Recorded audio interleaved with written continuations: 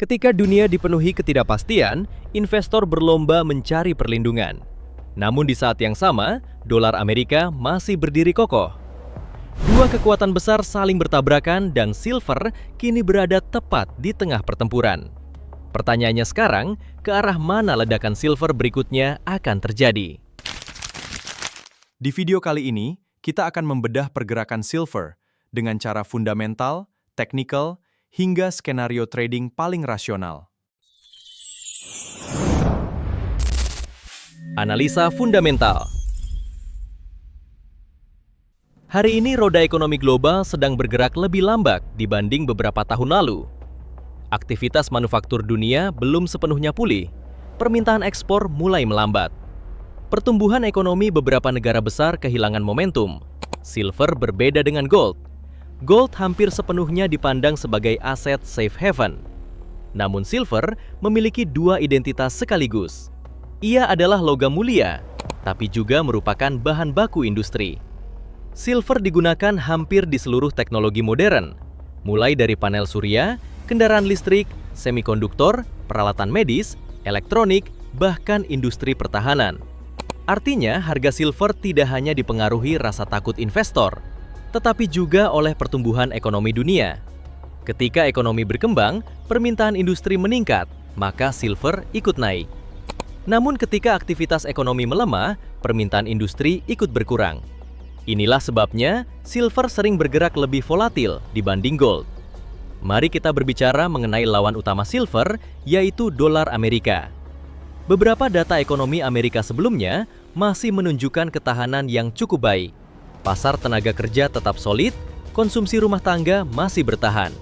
Inflasi memang telah turun dibanding puncaknya, namun belum sepenuhnya kembali menuju target bank sentral. Kondisi tersebut membuat Federal Reserve tetap berhati-hati. Pesan mereka masih sama. Suku bunga kemungkinan akan tetap berada pada level tinggi hingga inflasi benar-benar terkendali. Konsekuensinya sangat besar. Imbal hasil obligasi tetap menarik, dolar memperoleh dukungan. Dan ketika dolar menguat, harga silver biasanya mengalami tekanan karena silver diperdagangkan menggunakan dolar Amerika. Semakin mahal dolar, semakin mahal pula harga silver bagi investor global. Akibatnya, permintaan cenderung menurun. Meskipun dolar masih kuat, silver belum mengalami kejatuhan tanpa henti. Permintaan terhadap aset safe haven akan tetap muncul. Inilah alasan mengapa setiap penurunan silver sering diikuti pembelian kembali. Analisa teknikal. Hal pertama yang langsung terlihat adalah struktur market. Market masih membentuk pola lower high dan juga lower low. Ini merupakan definisi klasik dari tren bearish. Kemudian harga masih bergerak di dalam descending channel. Setiap kali harga naik, seller kembali muncul. Artinya, tren line turun masih dihormati market. Selanjutnya, EMA juga masih menunjukkan konfigurasi bearish. EMA cepat berada di bawah EMA lambat. Semuanya mengarah ke bawah. Ini menandakan momentum jual masih mendominasi. Sekarang mari kita bahas area penting. Area resistance pertama berada di kisaran 59,60 hingga 62. Mengapa area ini penting? Karena menjadi pertemuan beberapa faktor teknikal. Bekas support yang berubah menjadi resistance, area pullback sekaligus posisi EMA dinamis. Selama harga gagal menembus area tersebut, seller masih memiliki keunggulan. Di atasnya terdapat zona supply utama pada 63,40 hingga 67. Area ini merupakan wilayah distribusi yang sebelumnya memicu tekanan jual besar. Jika harga kembali memasuki zona ini, potensi munculnya seller baru cukup tinggi.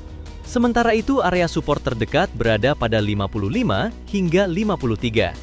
Apabila support ini ditembus, maka perhatian market akan langsung tertuju menuju zona demand besar di 52 hingga 48,80. Zona demand ini menjadi area yang berpotensi memunculkan akumulasi apabila tekanan jual mulai melemah. Secara keseluruhan, struktur teknikal masih berpihak kepada seller. Namun semakin dekat harga menuju demand besar, semakin tinggi pula peluang munculnya rebound teknikal. Skenario trading. Skenario pertama, bullish.